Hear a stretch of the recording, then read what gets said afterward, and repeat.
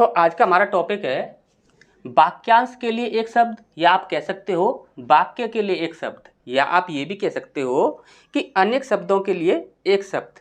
ठीक, तो जैसे कि आप किसी भी एग्जाम की तैयारी कर रहे हो तो जिसमें भी आपका हिंदी आता है तो वहाँ पर इस टॉपिक से रिलेटेड आपके एग्जाम में प्रश्न पूछे ही जाते हैं। ठीक, तो ये होता क्या है इसे अच्छे से समझते हैं। तो आपको याद रखना है यहाँ पर जैसे कि समास, उपसर्ग और प्रत्यय। समास, उपसर्ग और प्रत्यय आदि के द्वारा अनेक शब्दों के स्थान पर क्या बोला जा रहा है, अनेक शब्दों के स्थान पर एक शब्द का प्रयोग करना। एक शब्द का प्रयोग करना क्या कहलाता है, आपका वाक्यांश के लिए एक शब्द कहलाता है। ठीक, और यहाँ पर आपको एक पॉइंट और याद रखना है, वाक्यांश के लिए एक शब्द के प्रयोग से वाक्य रचना में संक्षिप्तता आ जाती है। अब ये संक्षिप्तता क्या होती है, तो देखिए संक्षिप्तता होती है किसी भी बड़े मैटर को, कोई भी आपका बड़ा मैटर है उस मैटर को आप छोटे से मैटर के द्वारा ही समझा रहे हो, यानी कि एक बहुत बड़ी सी बात को आप एक छोटी सी बात के द्वारा ही आप समझा रहे हो, तो वही होता है आपका संक्षिप्त। ठीक, संक्षिप्त रूप तो होता है यानी कि आपका छोटा करना। ठीक, संक्षिप्त रूप यानी कि छोटा रूप। ठीक, इसके बाद संक्षिप्त रूप है इन शब्दों के, ये है आपका वाक्यांश। ठीक, जैसा कि हमने आपको बताया था कि अनेक शब्दों के स्थान पर एक शब्द का प्रयोग, तो ये आपका एक शब्द है और ये आपके अनेक शब्द है। जैसे कि यहाँ पर ये है आपका वाक्यांश और ये है आपका संक्षिप्त रूप, छोटा रूप। तो देखिए सबसे पहले हमने लिखा दशानन। दशानन का क्या होता है, दशानन का वाक्यांश होता है आपका दस है आनंद यानी कि मुख जिसके। अब इतने सारे ये जो आपके शब्द हैं इनके स्थान पर सिर्फ और सिर्फ एक ही शब्द का प्रयोग किया जा रहा है जिसे हम क्या कह रहे हैं, दशानन। ठीक, और यहाँ पर हमने प्रयोग किसका किया है, समास का, समास के द्वारा हमने इसे किया है। ठीक, अब इसके बाद दूसरा है अतिथि। क्या है, अतिथि। अब अतिथि, अतिथि हम कैसे लिखते हैं, आ प्लस तिथि। आ का अर्थ होता है, देखिए आ जो होता है वो आपको अच्छे से पता है, उपसर्ग वाले टॉपिक में हमने आपको अच्छे से बताया था कि कौन से उपसर्ग जो होते हैं वो किसी भी पॉजिटिव शब्द को नेगेटिव बनाने के कार्य करते हैं। तो यहाँ पर ये जो आ उपसर्ग होता है ये आपका पॉजिटिव शब्द को नेगेटिव बनाने का कार्य करता है। ठीक, आ प्लस तिथि। तिथि का अर्थ आप अच्छे से जानते हो, तिथि का अर्थ होता है तारीख। ठीक, तो जिसके आने की तिथि निश्चित ना हो, जिसके आने की तिथि निश्चित ना हो उसे कहते हैं हम आ प्लस तिथि यानी कि अतिथि। अब यहाँ पर अतिथि एक छोटा सा शब्द है, इस छोटे से शब्द के द्वारा ही इतने बड़े मैटर को प्रदर्शित किया जा रहा है। ठीक, तो ये चीज़ आप अच्छे से समझ रहे हो। और यहाँ पर हमने प्रयोग किसका किया है, तो यहाँ पर हमने उपसर्ग का प्रयोग किया है। जैसे कि आप देख रहे हो यहाँ पर तिथि जो है ये एक पूर्ण शब्द है और इसके बाद यहाँ पर ये क्या है, आ जो है ये आपका उपसर्ग है। ठीक, अब इसके बाद यहाँ पर तीसरा है अल्पज्ञ। अल्पज्ञ को हम बोलते हैं अल्प प्लस ज्ञ। अल्प प्लस ज्ञ, जो अल्प यानी कि थोड़ा जानता हो, जो कि थोड़ा जानता हो यानी कि अल्प जानता हो उसे हम बोलते हैं अल्पज्ञ। तो अल्पज्ञ जो है वो आपका एक छोटा सा शब्द है, यानी कि क्या है, ये आपका एक संक्षिप्त रूप है। और संक्षिप्त रूप किसका है, ये इसका संक्षिप्त रूप है जो अल्प यानी कि थोड़ा जानता हो। और यहाँ पर हमने प्रयोग किसका किया है, प्रत्यय का प्रयोग किया है। ठीक, अब यहाँ पर जो आपके एग्जाम में प्रीवियस ईयर के एग्जाम पेपरों में जो आपके यहाँ पर प्रश्न पूछे गए हैं और जो शब्द आपके पूछे गए हैं उन सबको हम एक एक करके देखेंगे, तब तक आप इसका स्क्रीनशॉट ले लीजिए।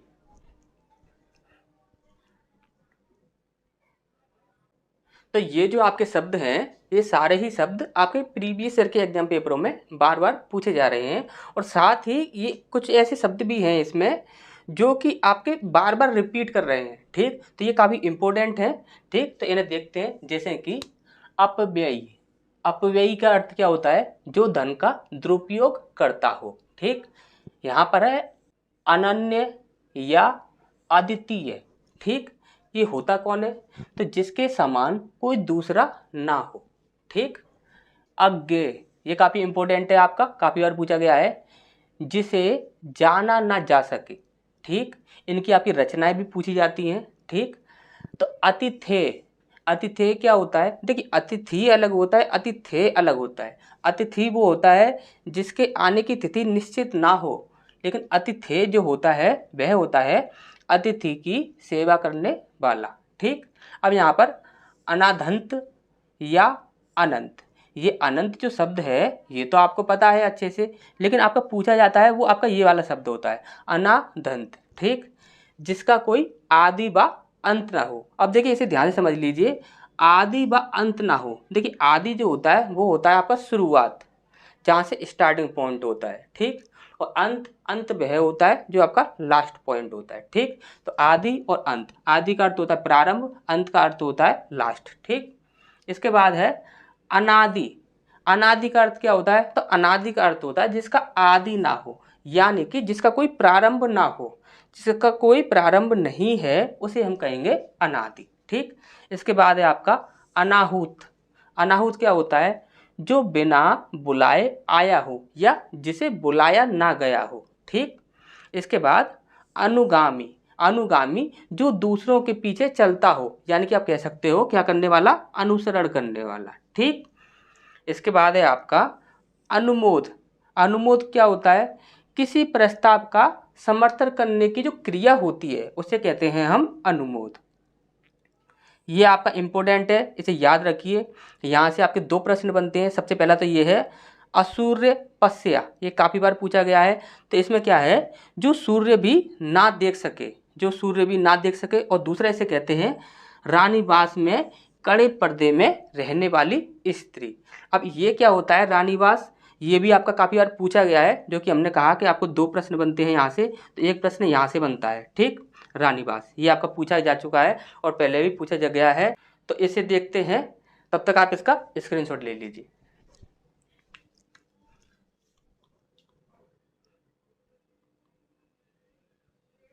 इसके बाद नेक्स्ट है हमारा रनिवास। रनिवास क्या होता है? तो महल का वह भाग जिसमें रानियां निवास करती हैं उसे कहते हैं हम रनिवास, ठीक। और यहाँ पर इसे हम अंतःपुर भी कहते हैं, ठीक। ये भी आपको याद रखना है, ठीक। अब यहाँ पर है अमर्त्य या अमर। देखिए अमर आपको अच्छे से पता है, लेकिन जब आया है अमर्त्य क्या होता है तब आप टिक नहीं कर सकते, क्योंकि आपको पता है कि अमर का अर्थ होता है जो कभी मरता नहीं है, ठीक। लेकिन वहाँ पर आ जाता है अमर्त्य, तो आप कभी भी इसे टिक नहीं करोगे। तो आपको ये याद रखना है कि अमर्त्य का अर्थ होता है जो कभी नहीं मरता, ठीक। इसके बाद है आपका अगम या अगम्य, जहाँ पहुँचा ना जा सके, ठीक, जहाँ पहुँचा ना जा सके। इसके बाद है आपका अपलक या निर्निमेष या एकटक या अनिमेष। इसके चार नाम हैं आपके, अपलक या निर्निमेष या एकटक या अनिमेष। तो ये होता क्या है? बिना पलक झपकाए, ठीक। इसके बाद है आपका नेक्स्ट अद्वैतवाद, ठीक। इसका अर्थ क्या होता है? आत्मा और परमात्मा को मानने वाला एक संप्रदाय होता है, उसी को हम कह देते हैं अद्वैतवाद। इसके बाद है आपका अपराहन। अपराहन क्या होता है? दोपहर के बाद का समय। देखिए ये पहर होता है, ठीक, दो पहर यानी कि एक पहर और दो पहर दूसरा पहर, ठीक, इस प्रकार से होता है। तो दोपहर के बाद का समय, ठीक। अपत। अपत का अर्थ क्या होता है? तो जिस पेड़ के पत्ते झड़ गए हों उसे कहते हैं हम अपत, ठीक। इसके बाद है आपका अलक्ष्य या फिर अदृश्य। अब ये अदृश्य जो है ये शब्द आपको अच्छे से पता है, तब आप इसको दिखाओगे और इसको दिखाओगे तो आप इजीली इसको टिक कर दोगे, जिसे देखा ना जा सके वो क्या होगा? अदृश्य होगा। लेकिन ये शब्द वहाँ पर नहीं आता और ये वाला आ जाता है अलक्ष्य, तब वहाँ पर आप इसे टिक नहीं करोगे। तो आपको याद रखना है कि ये अलक्ष्य भी आपको याद रखना है, ठीक। अखाद। अखाद क्या होता है? जो खाने योग्य ना हो, ठीक। अदम्य। अदम्य क्या होता है? जिसका दमन ना हो सके। अल्पभाषी। अल्पभाषी क्या होता है? जो इंसान कम बोलने वाला होता है उसे हम कहते हैं अल्पभाषी, ठीक। तो ये चीज़ आपको अच्छे समझ आ गई होगी। नेक्स्ट पॉइंट की ओर बढ़ते हैं, तब तक आप इसका स्क्रीनशॉट ले लीजिए।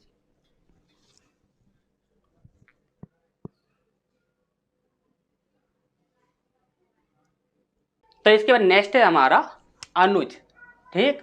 अनुज। तो अनुज का अर्थ होता है जिसका जन्म बाद में हुआ हो, यानी कि छोटा भाई, ठीक। इसके बाद है आपका अनुश्रुति। अनुश्रुति का अर्थ होता है परंपरा से चली आ रही कथा। जो कथाएं परंपरा से चली आ रही हैं उन्हें कहते हैं हम अनुश्रुति। इसके बाद है आपका अनिकेत, आपने नाम भी सुना होगा, जो लोग वीडियो देख रहे हो उनमें से किसी का नाम भी हो सकता है अनिकेत। तो अनिकेत का अर्थ होता है बिना घर का, ठीक। इसी प्रकार से है आपका अनिरुद्ध, अनिरुद्ध भी किसी का नाम होता है। यदि किसी का नाम है तो उसका अर्थ होता है जिसका विरोध ना हुआ हो और ना हो सके, ठीक। इसी प्रकार से आगे है अनिर्णित, अनिर्णित का अर्थ होता है जिसका निवारण ना हो सके, ठीक। इसके बाद है आपका अजर, अजर का अर्थ होता है जो बूढ़ा ना हो। देखिए अजर अलग होता है और अमर अलग होता है। अमर अजर इस प्रकार से बोला जाता है, यानी कि अमर का अर्थ होता है जो मरे ना, और अजर का अर्थ होता है जो कि बूढ़ा ना हो, यानी कि वृद्ध ना हो। इसके बाद आपका नेक्स्ट है अनादृत, अनादृत या फिर अनादर, ठीक। तो अनादर तो आपको पता है, अनादर किसे कहते हैं, आपको याद रखना है अनादृत, ठीक। तो अनादृत का अर्थ होता है जिसका आदर ना किया गया हो, ठीक। इसके बाद है आपका अकर्मण्य, ठीक। अकर्मण्य इसका अर्थ होता है जो कुछ भी ना करता हो, जो कुछ भी नहीं करता हो उसी को बोलते हैं हम अकर्मण्य, ठीक। इसके बाद है आपका अक्षरस्य, अक्षरस्य ज्यों का त्यों, आप बोलते हो ज्यों का त्यों कर दो इस काम को, तो उसी को कहते हैं अक्षरस्य, ठीक। इसके बाद है आपका अवैतनिक, अवैतनिक का अर्थ होता है बिना वेतन के काम करने वाला, जो व्यक्ति बिना वेतन के काम करता है उसे कहते हैं हम अवैतनिक, ठीक। इसके बाद है आपका अग्रिम या ब्याना। देखिए ब्याना तो आप लोगों ने काफ़ी सुना होगा, लेकिन आपको याद रखना है अग्रिम, ठीक। अग्रिम का अर्थ होता है देखिए किसी वस्तु को यदि आप खरीद रहे हो तो उस वस्तु को खरीदने से पहले ही उसकी कुछ राशि दे दी जाती है, उसी राशि को हम कहते हैं ब्याना या फिर अग्रिम, ठीक। बहुत से लोग इन बातों को जानते होंगे। यदि कोई वस्तु खरीदने जा रहे हैं तो उसकी जो पूर्ण धनराशि होती है तो पूर्ण धनराशि नहीं दी जाती, उससे पहले ही कुछ धनराशि दे दी जाती है, उसी को कहते हैं हम ब्याना, ठीक। इसके बाद है आपका अस्पृश्य, अस्पृश्य का अर्थ होता है जिसे स्पर्श करना वर्जित हो, जिसे स्पर्श करना वर्जित हो उसे कहेंगे हम अस्पृश्य, ठीक। तो ये चीज़ आपको अच्छे समझ आ गई होंगी। नेक्स्ट की ओर बढ़ते हैं, तब तक आप इसका स्क्रीनशॉट ले लीजिए।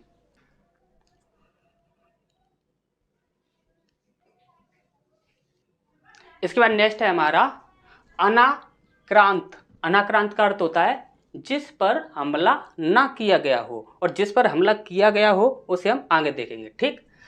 अथाह, अथाह कैसे कहते हैं, जिसकी गहराई नापी ना जा सके उसे कहते हैं हम अथाह, ठीक। अधिसूचना, अधिसूचना क्या होता है, तो सरकार के द्वारा जो सूचना जारी की जाती है उसे हम कहते हैं अधिसूचना, ठीक। अब इसके बाद है अधिकृत, ठीक। अधिकृत क्या होता है, जिस पर किसी ने अधिकार कर लिया हो उसे कहते हैं हम अधिकृत, ठीक। अनावृष्टि, अनावृष्टि क्या होता है, वृष्टि का अर्थ, सबसे पहले आपको जानना है कि वृष्टि का अर्थ क्या होता है, ठीक। तो वृष्टि का अर्थ होता है वर्षा, तो जहाँ पर वर्षा का अभाव हो, जब वर्षा का अभाव हो तब उसे कहते हैं अनावृष्टि, ठीक। अभीप्सा, अभीप्सा क्या होता है, किसी वस्तु को प्राप्त करने की किसी की तीव्र इच्छा होती है उसे कहते हैं हम अभीप्सा, ठीक।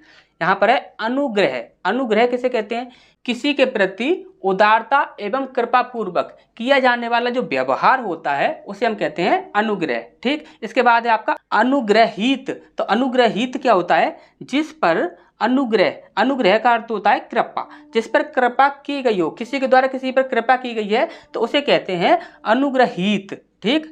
अंकुश, अंकुश क्या होता है, तो देखिए अंकुश जो होता है ना, वो हाथी को हाँकने के लिए एक छोटा सा जो भाला होता है उसे कहते हैं हम अंकुश, और ये काफ़ी बार आपका पूछा भी गया है, ठीक। इसके बाद है आपका अस्त्र, ये भी आपका काफ़ी इंपॉर्टेंट है। अस्त्र, आपसे पूछा जाता है कि अस्त्र क्या होता है, तो फेंक कर चलाया जाने वाला जो हथियार होता है उसे हम कहते हैं अस्त्र, और शस्त्र किसे कहते हैं वो हम आगे देखेंगे, ठीक। इसके बाद है अश्वारोह, अश्वारोह, तो अश्वारोह क्या होता है, घोड़े पर सवार, ठीक। तो ये चीज़ आपको अच्छे समझ आ गई होंगी। नेक्स्ट की ओर बढ़ते हैं, तब तक आप इसका स्क्रीनशॉट ले लीजिए।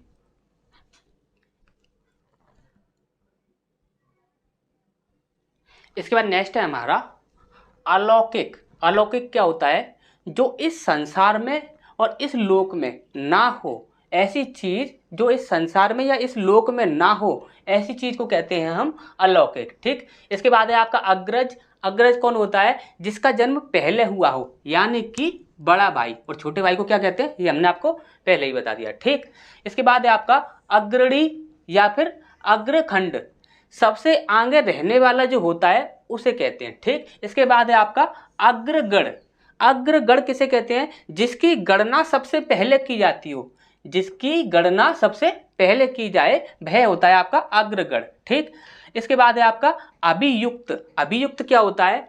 जिस पर मुकदमा चलाया गया हो उसे कहते हैं हम अभियुक्त। ठीक, इसके बाद है आपका अविवेकी। अविवेकी क्या होता है? जिसके अंदर भले बुरे की समझ नहीं होती है उसे कहते हैं हम अविवेकी, यानी कि उसके अंदर क्या नहीं है? विवेक नहीं है। ठीक, इसके बाद है आपका अगोचर। अगोचर क्या होता है? जिसे ज्ञानेंद्रियों के द्वारा जाना न जा सके, यानी कि ज्ञानेंद्रियों के द्वारा, आप अच्छे से जानते हो ज्ञानेंद्रिय आपकी 5 होती हैं, आँख, नाक, कान, जीभ और त्वचा, तो उनके द्वारा उसकी पहचान नहीं की जा सके वह कहलाता है आपका अगोचर। ठीक, इसके बाद है आपका अधोवस्त्र। अधोवस्त्र क्या होता है? तो कमर के नीचे के जो पहनने वाले जो कपड़े होते हैं उन्हें कहते हैं हम अधोवस्त्र। ठीक, इसके बाद है आपका असहिष्णु। असहिष्णु क्या होता है? तो जो सहनशील ना हो उसे कहते हैं हम असहिष्णु। इसके बाद है आपका अन्वेषक। अन्वेषक क्या होता है? किसी चीज की खोज करने वाला, जो किसी चीज की खोज करने वाला जो व्यक्ति होता है उसे कहते हैं हम अन्वेषक। ठीक, इसके बाद है आपका अजात शत्रु। अजात शत्रु, जिसका कोई शत्रु जन्मा ही ना हो, जिसका कोई शत्रु जन्मा ही ना हो उसे कहते हैं हम अजात शत्रु। इसके बाद है आपका अनंग। अनंग का अर्थ होता है जो बिना देह के हो, यानी कि वो बिना शरीर के हो। तो इसमें आपका कौन सा समास आता है ये बात आप कमेंट बॉक्स में कमेंट करके हमें बताएंगे। तो तब तक आप इसका स्क्रीनशॉट ले लीजिए, फिर हम आगे बढ़ते हैं। ठीक,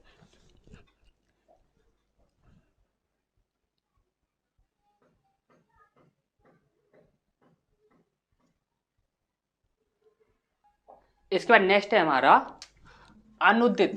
अनुदित क्या होता है? जो रचना अन्य भाषा का अनुवाद हो उसे हम कहते हैं अनुदित। ठीक, उसके बाद है आपका अभूतपूर्व। अभूतपूर्व क्या होता है? जो पहले कभी ना हुआ हो उसे कहते हैं हम अभूतपूर्व। इसके बाद है आपका अपरिग्रह। अपरिग्रह क्या होता है? आवश्यकता से अधिक धन संचय ना करना, उसे कहते हैं हम अपरिग्रह। इसके बाद है आपका अन्योदर। अन्योदर क्या होता है? वह भाई जो अन्य माता से उत्पन्न हुआ हो उसे कहते हैं हम अन्योदर। इसके बाद है आपका अंत्यज। अंत्यज क्या होता है? जिसका जन्म छोटी जाति में हुआ हो, यानी कि छोटी जाति में जिसका जन्म हुआ है उसे हम कहते हैं अंत्यज। ठीक, इसके बाद है आपका अनुड़ा। अनुड़ा क्या होता है? अविवाहित महिला। ठीक, अविवाहित महिला का अर्थ क्या होता है ये चीज आप अच्छे से समझ सकते हो। ठीक, यह है आपका अनुड़ा। ठीक, इसके बाद है आपका अंतेवासी। अंतेवासी क्या होता है? गुरु के साथ रहने वाला जो शिष्य होता है उसे कहते हैं हम अंतेवासी। ठीक, इसके बाद है आपका अयाचित। अयाचित क्या होता है? तो बिना मांगे ही जो मिल जाता है उसे हम कहते हैं अयाचित। इसके बाद है आपका अप्रवासी। अप्रवासी क्या होता है? जो व्यक्ति विदेश में रहता है उसे कहते हैं हम अप्रवासी। ठीक, तो यहाँ तक आपको देखिए जितने भी आपको बताए गए थे वो थे आपके छोटे आ से बनने वाले। इसके बाद है आपके बड़े आ से बनने वाले। तो बड़े आ से बनने वाले जो हैं आपके इंपॉर्टेंट सिर्फ हम वही आपको कराएंगे जो आपके एग्जामों में पूछे गए हैं और जो आपके इंपॉर्टेंट हैं, जो आपके बार बार रिपीट करते हैं। ठीक, तो बड़े आ के देखते हैं, तब तक आप इनका स्क्रीनशॉट ले लीजिए।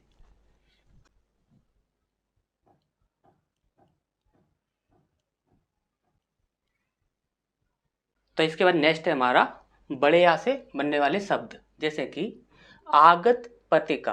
आगत पतिका का अर्थ होता है वह स्त्री जिसका पति प्रदेश से लौटा हो। ठीक, इसके बाद है आपाद मस्तक। आपाद मस्तक का अर्थ होता है पैर से लेकर सिर तक।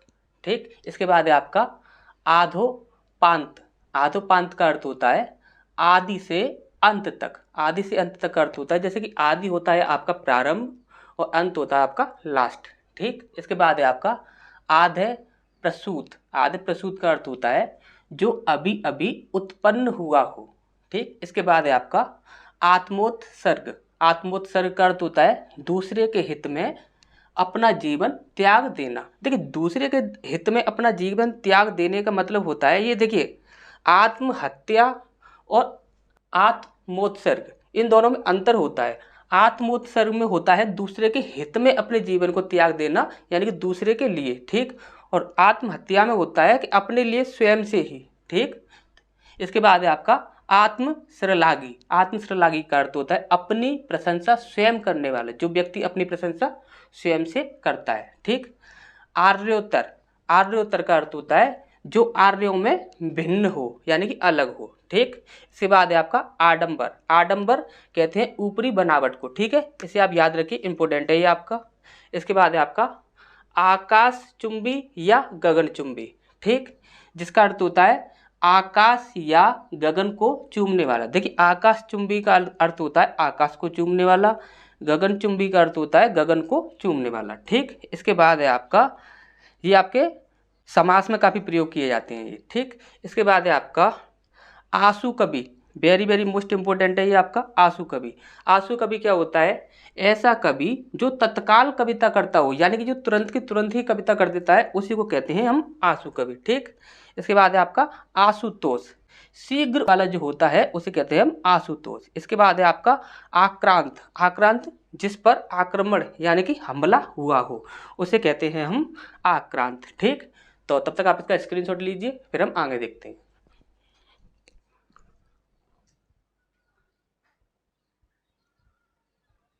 इसके बाद नेक्स्ट है हमारा आतिथ्य या मेजबान, ठीक। आतिथ्य ये शायद आपको पता होगा, ये आपको मेजबान याद रखना है, ठीक। इसका अर्थ होता है अतिथि का सत्कार करने वाला, ठीक। इसके बाद है छोटी ई और बड़ी ई से बनने वाले, जैसे कि इतिवृत्त। इतिवृत्त का अर्थ होता है किन्हीं घटनाओं का कालक्रम से किया गया वर्णन। जैसे कि आप समय के अनुसार वर्णन करते हो कि जैसे कि अभी इस समय ये कार्य हुआ, फिर इसके आगे वाले समय में फिर ये वाला कार्य हुआ, फिर उसके आगे वाले समय में ये कार्य हुआ। तो इस प्रकार से कालक्रम के अनुसार वर्णन करना घटनाओं का, ठीक। इसके बाद है आपका ईशान या ईशान्य, जिसका अर्थ होता है उत्तर और पूर्व के बीच की दिशा, ठीक। इंद्रियातीत। तो इंद्रियातीत क्या होता है? जिसे इंद्रियों के द्वारा ज्ञात ना किया जा सके। देखिए शब्द काफी एक जैसे होते हैं। एक होता है आपका इंद्रजीत, तो इंद्रजीत और इंद्रियातीत इन दोनों में अंतर होता है। इंद्रियातीत का अर्थ होता है जिसे इंद्रियों के द्वारा ज्ञात ना किया जा सके, और इंद्रजीत जिसने इंद्रियों को जीता हो, ठीक।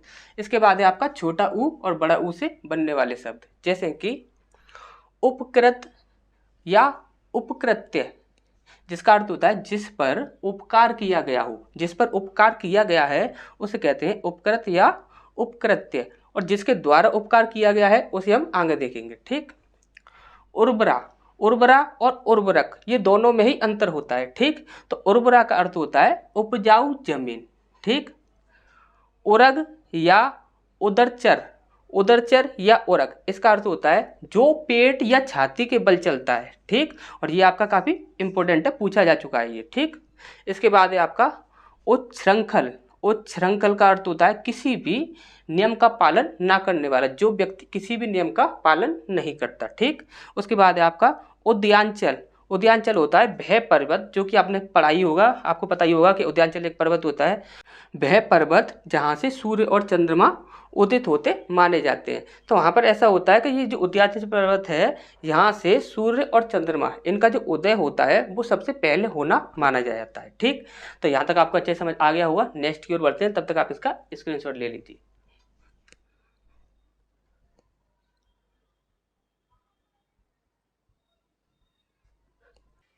इसके बाद है आपका उद्भिज। उद्भिज का अर्थ होता है जो धरती फाड़कर जन्मा हो उसे बोलते हैं उद्भिज। ये जो होते हैं आपके समास में काफी प्रयोग किए जाते हैं ये। इसके बाद है आपका ओहापोह। ओहापोह, तो ओहापोह क्या होता है? विचारों का ऐसा प्रवाह जिसमें कोई निष्कर्ष ना निकले उसे कहते हैं हम ओहापोह। इसके बाद है आपका ऊषा। ऊषा होता है सूर्योदय की लालिमा, यानी कि सूर्योदय जब होता है, सूर्य जब उदय होता है, सूर्य जब उगता है, तब उस समय जो लाल लाल दिखता है वह सूर्य, वैसे कि आपको पता ही होगा कि वह सूर्य नहीं होता है, बल्कि यह वह अपवर्तन होता है, वह सूर्य का अपवर्तन होता है, वह सूर्य नहीं होता है। ये बात आपको अच्छे से पता ही होगी। जैसे कि यहाँ पर आपको जैसे कि सूर्य दिखता है, तो लेकिन वो यहाँ पर सूर्य होता नहीं है, वो सूर्य यहाँ पर होता है, और अपवर्तन के कारण वो यहाँ पर होने की जगह हमें यहाँ पर दिखता है। साइंस में हमने आपको अच्छे से बताया था ये सारी चीज़ें कैसे होती हैं। तो सूर्योदय होने के टाइम पर जो लाल लाल सूर्य दिखता है, तो वह सूर्य तो नहीं होता है, वही होता है ऊषा। ठीक, इसके बाद है आपका ऊषा। देखिए ये ऊषा है, ये बड़ा ऊ लगेगा इसमें। ठीक, इसमें क्या होगा कि बड़ा ऊ लगेगा, तो ये है आपका ऊषा। ये क्या है, सूर्यास्त के समय, यानी कि सूर्य जब आपका छुपता है उस समय जो लाल लाल सूर्य दिखता है, जो लालिका दिखती है, वही होता है आपका ऊषा। ठीक, उषा और ऊषा दोनों में अंतर होता है। ठीक, उषा लगाया यानी कि छोटा ऊ लगाया तो सूर्य उदय होने के समय दिखने वाला, और बड़ा ऊ लगाया तो सूर्य अस्त होने के समय। ठीक, इसके बाद है हमारा कि ए ओ और ओ, इनसे बनने वाले जो आपके शब्द हैं वे। सबसे पहला है आपका एसड़ा। एसड़ा क्या होता है, सांसारिक वस्तुओं को प्राप्त करने की जो इच्छा होती है उसे कहते हैं हम एसड़ा, और ये काफ़ी इंपॉर्टेंट भी है, आपका काफ़ी बार पूछा गया है।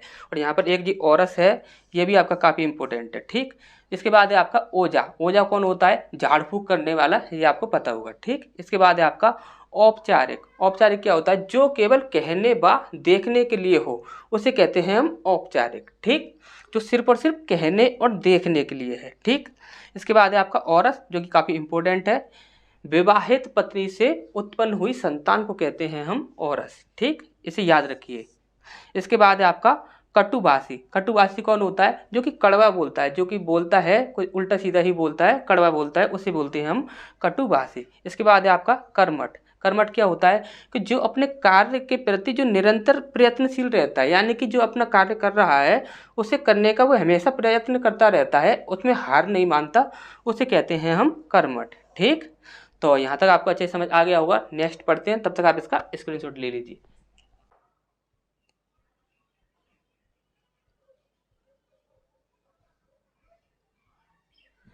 तो इसका नेक्स्ट पॉइंट है हमारा कष्ट साध्य। तो कष्ट साध्य क्या होता है, जो कार्य कष्ट से सिद्ध हुआ हो, यानी कि हमें किसी कार्य को करने के लिए हमें कष्ट की प्राप्ति हुई है, तो कष्ट होने के बाद वह हमारा कार्य पूरा हो पाया है, उसे कहते हैं हम कष्ट साध्य। इसके बाद है आपका कवयित्री।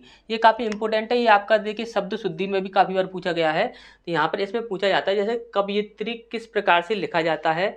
तो जैसे कि इसमें से या जो है, इस पर ये छोटी ई की मात्रा है, कभी इस पर बड़ी ई की मात्रा कर दी जाती है, इस पर छोटी ई की मात्रा कर दी जाती है। तो आप इसे देख लीजिए, इस पर हमेशा ही इस प्रकार से लिखा जाता है कवयित्री, और कभी कभी क्या किया जाता है कवयित्री, इस प्रकार से कर दिया जाता है। तो बहुत तरीकों से लिखा जाता है, आप अच्छे से देख लीजिए किस प्रकार से ये लिखा जाता है। ठीक, तो काफ़ी बार रिपीट कर रहा है, ये पूछा जाता है कि ये किस प्रकार से लिखा जाता है, और साथ में ये भी पूछा जाता है कि इसका अर्थ क्या होता है, तो जो स्त्री कविता करती है। ठीक, इसके बाद है आपका कथित। देखिए कवयित्री का दूसरा होता है अपोजिट कवि होता है। तो अब कवि क्या होता है, कवि जो कि पुरुष जो होता है, वो पुरुष जो होता है वो कविता करता है, तो उसे कहते हैं हम कवि, और कवयित्री जो स्त्री कविता करती है। ठीक, इसके बाद है आपका कथित। तो कथित क्या होता है, जो कहा गया है, जो कहा गया है उसी को कहते हैं हम कथित। ठीक, कथोप कथन। तो कथोप कथन क्या होता है, दो व्यक्तियों के बीच परस्पर होने वाली जो बातचीत होती है उसे कहते हैं हम कथोप कथन। इसके बाद है आपका कर्तव्य विमूढ़। कर्तव्य विमूढ़ क्या होता है, जिसे अपने कर्तव्य का ज्ञान ना हो कि मेरा कर्तव्य क्या है, मुझे क्या करना है, वही होता है आपका कर्तव्य विमूढ़। ठीक, इसके बाद है आपका कार्यपालिका। कार्यपालिका क्या होती है, सरकार का वह अंग जो कि कानूनों का पालन करता है उसे कहते हैं हम कार्यपालिका। ठीक, इसके बाद है आपका कानीन। ये काफ़ी इंपॉर्टेंट है, आपका काफ़ी बार पूछा जाता है। ठीक, जिसका जन्म कन्या के गर्भ से हुआ हो। तो कन्या के गर्भ से जन्म होना, ये बात आप अच्छे से समझ सकते हैं। ठीक, इसके बाद है आपका किशोरावस्था। ये आपने मनोविज्ञान में पढ़ा होगा, हमने आपको अच्छे से समझा दिया है। किशोरावस्था, बाल्यावस्था, शैशवावस्था, वृद्धावस्था, ये सारी अवस्थाएं हमने आपको अच्छे से पढ़ाई थी। तो ये होता है, देखिए बाल्यावस्था और युवावस्था के बीच का जो समय होता है उसे बोलते हैं हम किशोरावस्था। और किशोर और किशोरी, देखिए किशोर कहते हैं हम पुरुष को यानी कि लड़के को, और किशोरी कहते हैं हम स्त्री को यानी कि लड़की को। और यहाँ पर नायक भी कह सकते हैं उसे, नायक पुरुष को कहते हैं यानी कि लड़के को, और नायिका कहते हैं हम लड़की को। ठीक, यहाँ पर है किशोरी, 12 से 16 वर्ष की आयु की नायिका, ठीक, उसे कहते हैं हम किशोरी। ठीक, तो यहाँ तक आपको अच्छे से समझ आ गया होगा। नेक्स्ट की ओर बढ़ते हैं, तब तक आप इसका स्क्रीनशॉट ले लीजिए।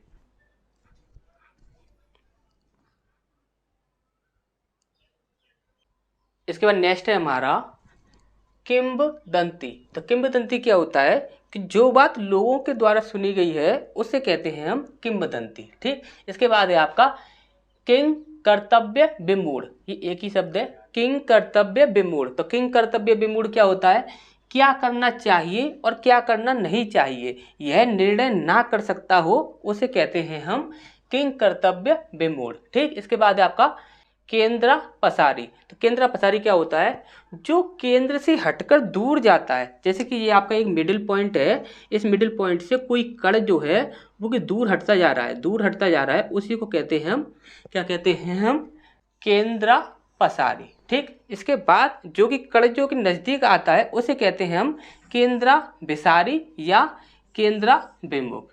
ठीक, जो कि कण क्या होगा केंद्र की ओर, जैसे केंद्र क्या है, ये आपका केंद्र है इस प्रकार से, तो जो यहाँ से हटकर इधर आएगा, और एक क्या होगा कि जो दूर हटकर जाएगा। ठीक, एक दूर हटकर जाएगा और एक पास आएगा। ठीक, जैसे कि यहाँ पर नहीं है ये जैसे कि यहाँ पर है तो यहाँ से ये पास आ रहा है। ठीक, इस प्रकार से। ठीक, तो एक पास आता है, एक दूर जाता है, समझ रहे होंगे आप अच्छे से हैं। इसके बाद है आपका कुशाग्र बुद्धि। तो कुशाग्र बुद्धि क्या होता है, जिसकी बुद्धि कुश के अग्रभाग, कुश के जो अग्रभाग जो नोक जैसा पहना होता है उसकी तरह हो, जैसे कि आप बोलते हो एक शार्प बुद्धि वाला जो इंसान है वह। ठीक, वो होता है आपका कुशाग्र बुद्धि। इसके बाद है आपका कुमार। देखिए कुमार या कुमारी जो लोग लगाते हैं वो लोगों का असली जो अर्थ होता है कुमार या कुमारी का, वो यह होता है कि इसका अभी विवाह नहीं हुआ है। ठीक, तो वह होता है आपका कुमार या कुमारी। ठीक, इसके बाद है आपका कूपमंडूक। कूपमंडूक क्या होता है, जिसे बाहरी जगत का ज्ञान ना हो, जिसे बाहरी जगत का कोई ज्ञान ही नहीं है, उसे कहते हैं हम कूपमंडूक। इसके बाद है आपका कृतज्ञ। कृतज्ञ का अर्थ क्या होता है, किए गए उपकार को मानने वाला इंसान, वो कहलाता है आपका कृतज्ञ। इसके बाद है आपका कृतघ्न। कृतघ्न क्या होता है, किए गए उपकार को ना मानने वाला, वह कहलाता है आपका कृतघ्न। ठीक, तो इसके बाद आपका खा खरगोश, गा गमला, घाघड़ी, वो जो भी आपके आगे वाले होते हैं, जो भी आपके शब्द, तो वो सारे हम जो देखने वाले हैं वो नेक्स्ट क्लास में देखने वाले हैं। तो यहाँ तक आपको ये चीज़ें अच्छे से समझ आ गई होंगी। तो नेक्स्ट क्लास में मिलते हैं।